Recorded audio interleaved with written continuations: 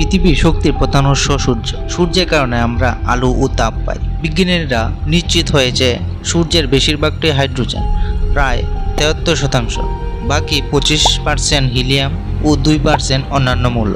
এ নক্ষত্র কেন্দ্র করে নিরন্তর ঘটে চলেছে পারমাণবিক ফিউশন বিক্রিয়া। এই বিক্রিয়ার ফলে হাইড্রোজেনে পরিণত হয় হিলিয়ামে, আর এ সময় বেরিয়ে আসে বিপুল শক্তি। সূর্যের মূল জ্বালানি হাইড্রোজেন ইতিমধ্যে অর্ধেক শেষ হয়ে গেছে, তবে বাকি হাইড্রোজেন সূর্যের বুকে আছে। তা দিয়ে আরও 500 কোটি বছর চলতে পারবে। কাজে আপনার চিন্তার কোনো কারণ নেই। তবে প্রশ্ন আসে, এরপর সূর্যের পরিণত কী হবে? আসলে সূর্যের ভিতরে ফিউশন বিক্রিয়া চলার সময় বাইরের দিকে চাপ সৃষ্টি হয়।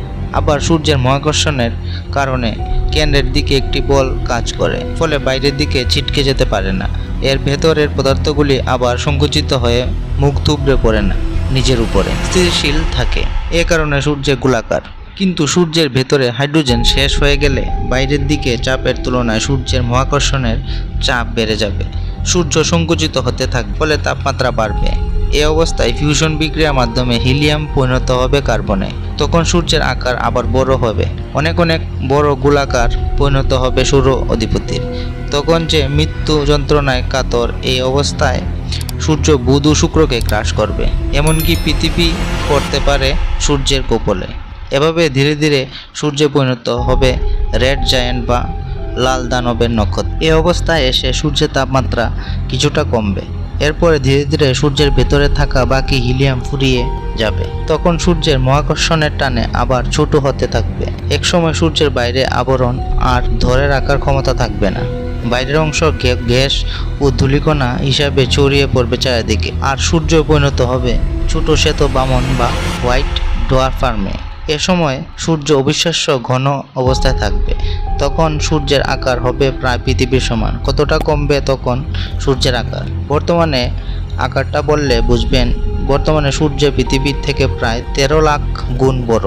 শ্বেত বামন থেকে কি সূর্য ব্ল্যাক হোল বা কৃষ্ণগহ্বরে পরিণত হতে পারবে? এক কথায় সহজ উত্তর হলো না। ব্ল্যাক হোলে পরিণত হওয়ার মতো রসদ নেই সূর্যের। যুক্তরাষ্ট্রের ইউনিভার্সিটি অফ সাসেক্সের পদার্থবিজ্ঞানী ও ব্ল্যাক হোল বিশেষজ্ঞ জেভিয়ার ক্যালমেট তিনি বলেন, এ প্রশ্নের উত্তর খুব সহজ। ব্ল্যাক হোলে পরিণত হওয়ার মতো ভারী নয় সূর্য।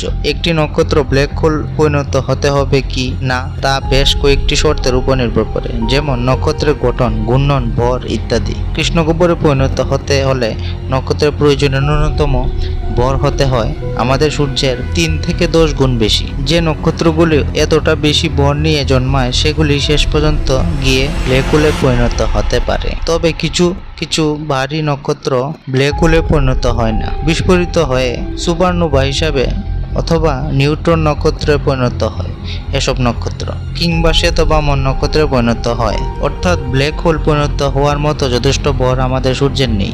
ব্ল্যাক হোল তো দূরের কথা, নিউট্রন নক্ষত্রেও পরিণত হতে পারবে না সূর্য। আমাদের সৌরজগতে এই অধিপতির শেষ জীবনটা কাটবে নিরিবিলি এক শ্বেতবামন হিসাবে। সবাইকে অসংখ্য ধন্যবাদ ভিডিওটি দেখার জন্য।